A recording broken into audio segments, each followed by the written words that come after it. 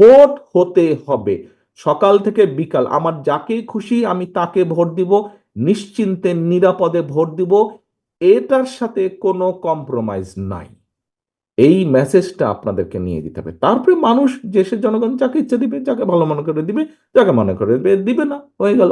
কিন্তু ভোট হতে হবে।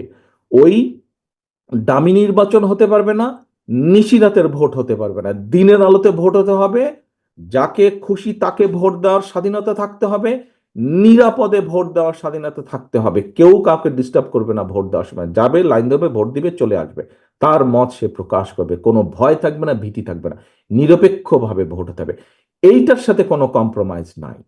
যদি এটি নিশ্চিত করা যায়, ইনশাল্লাহ ধীরে ধীরে আমরা দেশের সমস্যার সমাধান, মানুষের সমস্যার সমাধান কমিয়ে আনতে সক্ষম হব। কাজেই এর সাথে কোনো কম্প্রোমাইজ নাই।